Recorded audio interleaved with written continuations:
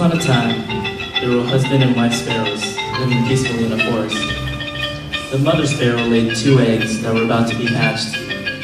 Knowing so, the father sparrow set out to find more food for his wife and newborns.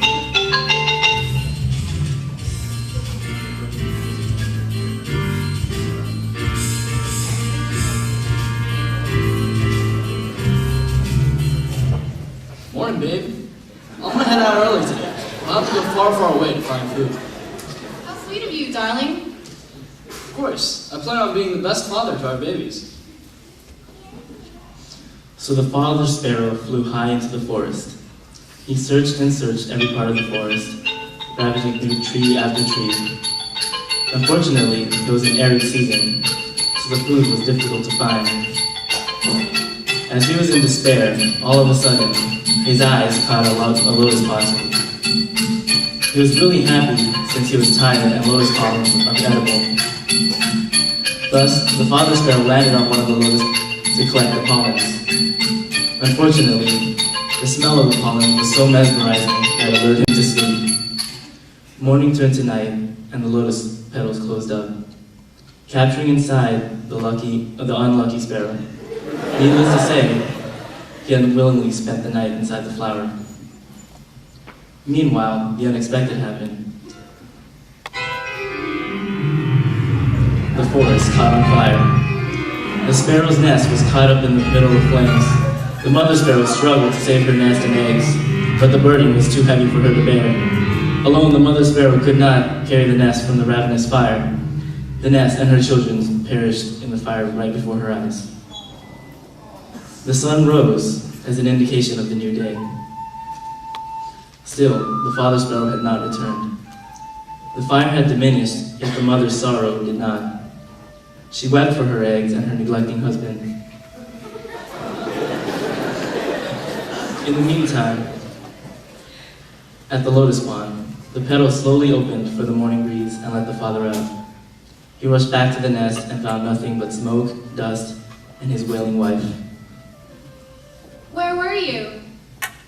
You left our nest and eggs to burn in hell fire. Our home has been destroyed. Our children were murdered. Why weren't you here to help me carry them from the fire? Baby, I was just looking for food when... Then, what is this sweet smell? It belongs to some other female birds, doesn't it?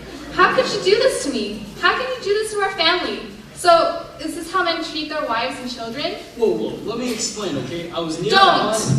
Just get away from me. Dear Lord Buddha, I have had it with all the men in this life and in all my reincarnated lives. I pray to you, make me mute to men, so that I can never be deceived by them again.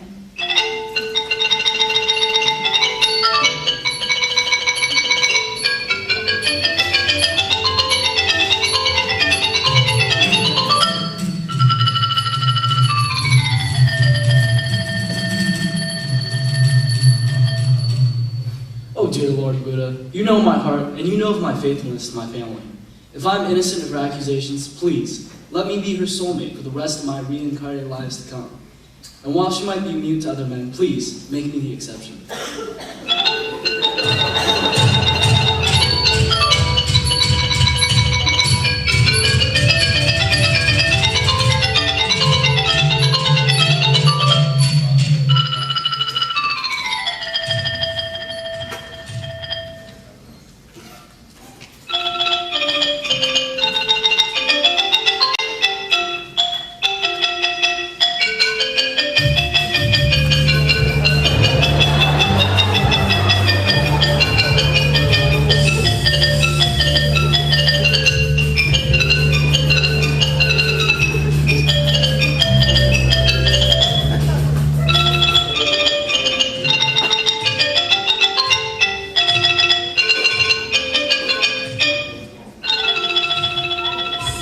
Man, that's so beautiful.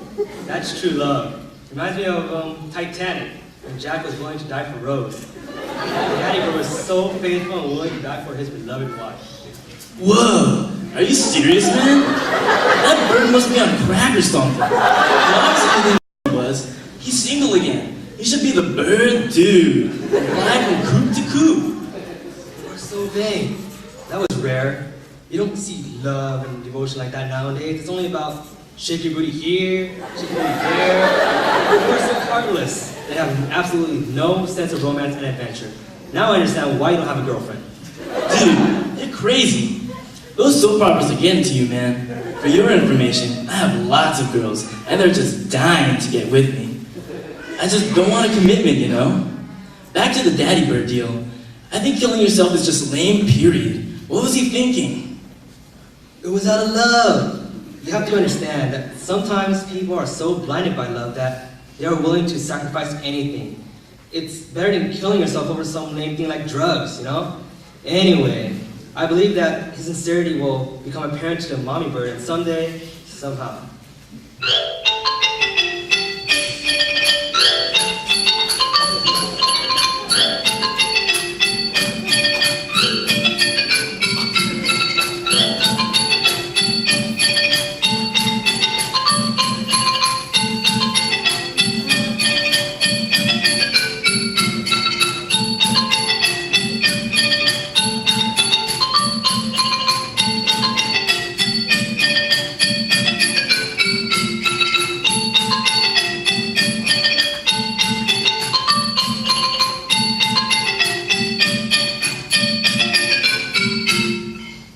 What should I do with my daughter?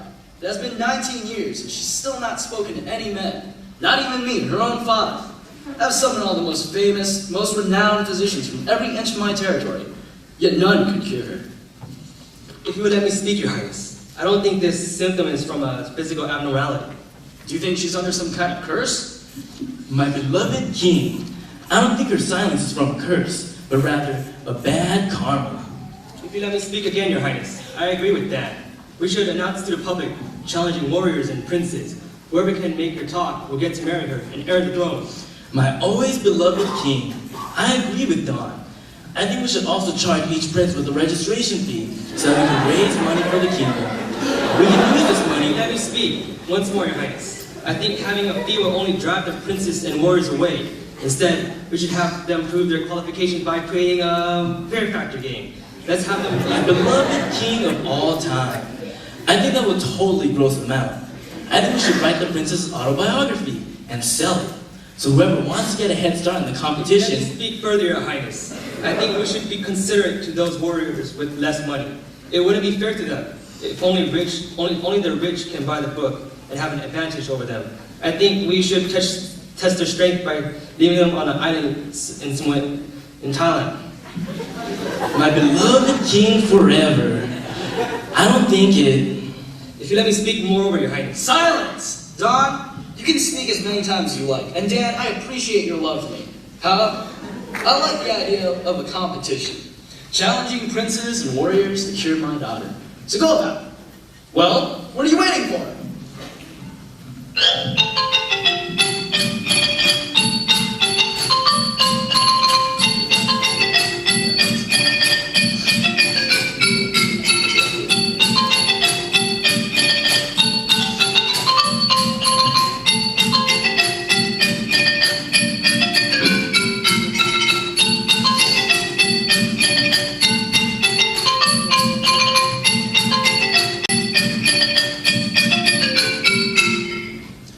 Princes and warriors came from kingdoms near and far. When they all had arrived, the competition began. Many warriors fought fiercely, but by the end of the competition, there were only two left. The first was a great but ruthless warrior, known for his wicked, vile, and loathsome fighting style. The other was a brave and honorable prince from a faraway kingdom. It was finally time for the two to battle for the princess. I am wearing a sword-proof bodysuit underneath my clothes, and there's no way you can kill me. I am also wearing an imported see-through helmet, but stronger than any steel. In addition, I learned the spells from my master so that I'm actually immortal. Are you sure you're ready to fight me? You can hide behind your spells and your armor all you want. I know those spells and I own that armor, but I won't need them to put you down. It's over!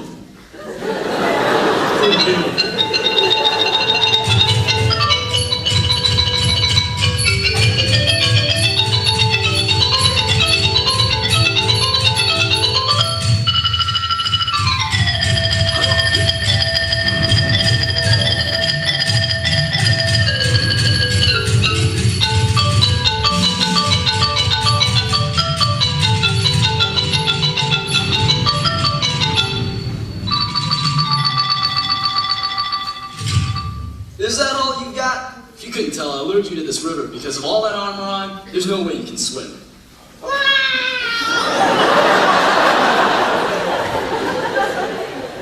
Your Majesty, I, Sam said, would like to help cure your daughter.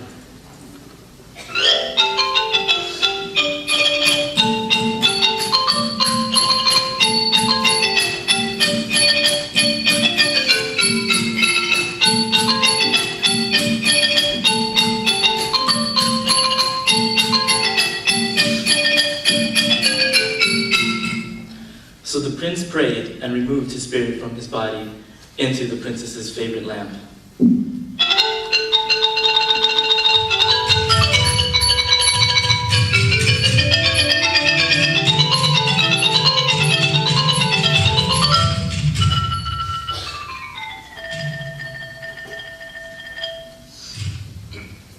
Morning, babe.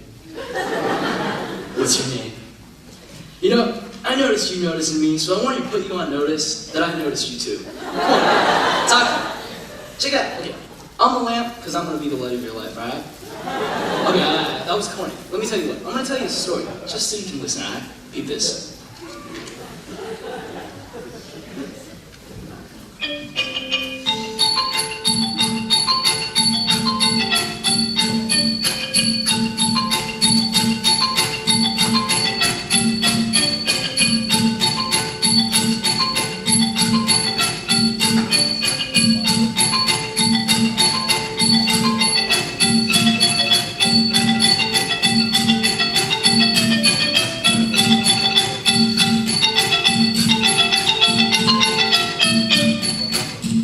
Once upon a time, there were 4 friends strolling in the forest. Along the path, they encountered a valuable scented wood called mahjong.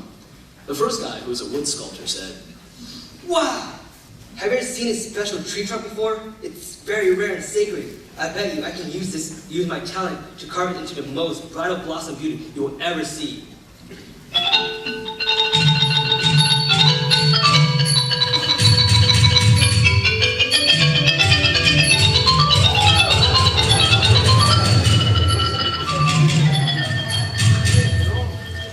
and so, the wood sculptor carved the wood into a woman.